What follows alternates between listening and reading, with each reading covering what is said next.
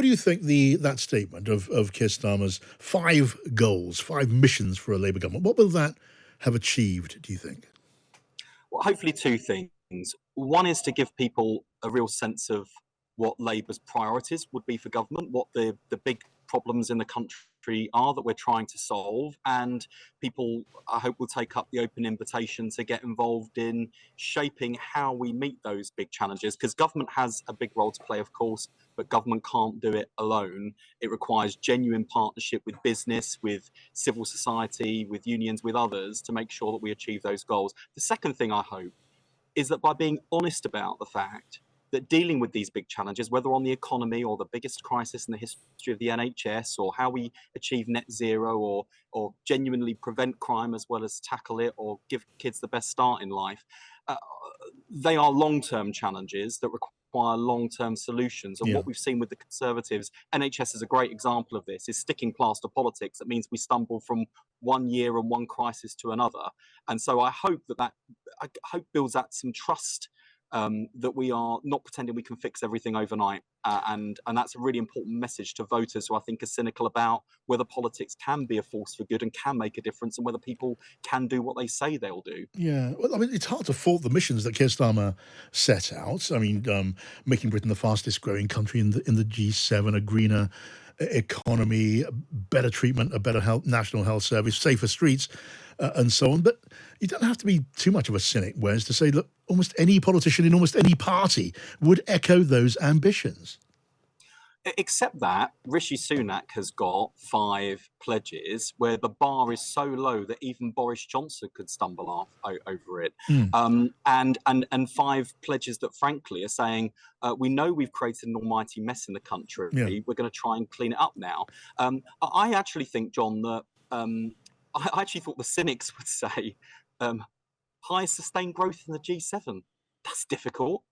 Green energy, superpower, net zero electricity by 2030. Yeah. God, that's really ambitious.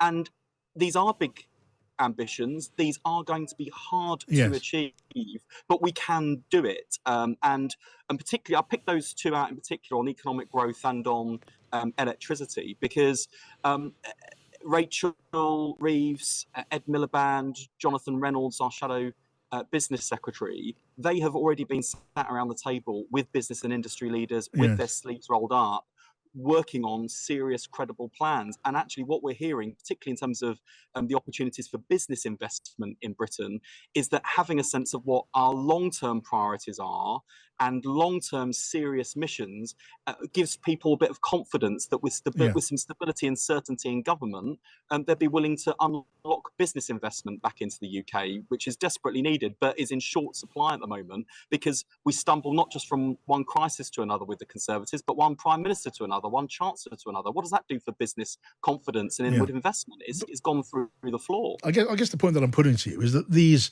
ambitions, yes, they are high ambitions, but they're very easy to say, very hard to achieve. And without a clear plan for achieving these highly ambitious goals, well, if they are highly ambitious, depending on how numbers of economic growth between different competitors move over coming years, it means nothing without a plan. And we haven't really seen one.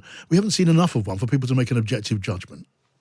Well, let me reassure you on that point. We will have a manifesto with fully costed, fully funded pledges, and people can use that manifesto to judge us on whether or not we've achieved what we said we would in a first term, in order to judge whether or not we deserve a second term and a chance to complete these missions and to make further progress towards achieving these missions. Yeah, but people have to decide how much they want a Labour government on the basis of what you say before the election, don't they? Of course. And that requires detailed plans before the election. Can I just, I mean, and I want to be fair and clear about this. There's maybe 2 years to go, and no one would expect you to set out your manifesto in detail at this point. But I suggest to you there's work to be done here. Have a listen to this. This was a Times Radio focus group, whereas of former Labour voters who voted Tory in 2019. Just a snatch of what they told us about your leader.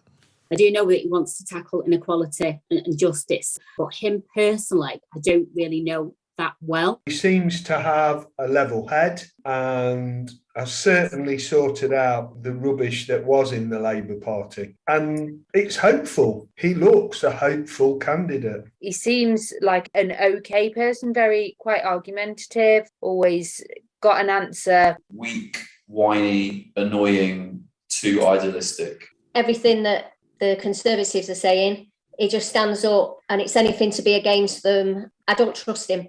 They've managed to make Labour seem to appeal to more people. I think that's because Conservatives did so badly, though, rather than Labour actually doing anything different. Look, so mixed reviews there, as you would expect.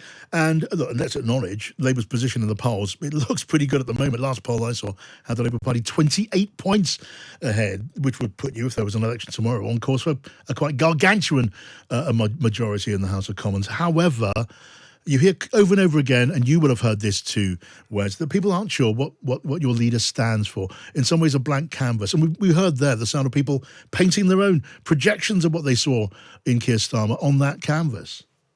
Well, John, I am a regular listener to Times Radio focus groups. I think they're always really interesting. And I was just struck actually listening to that clip there, how different it is actually from where we were a year ago, both in terms of people's understanding of Keir and who he is and what he's about. What's changed? What's changed in that time then? What cheered you up so much? Firstly, I think people can see he's changed the Labour Party. That point about getting rid of the rubbish that went before, well, that's music to my ears. Understanding that he's serious about what he wants to do, that he believes in justice, and that I think he takes his job very seriously. That's all music to my ears.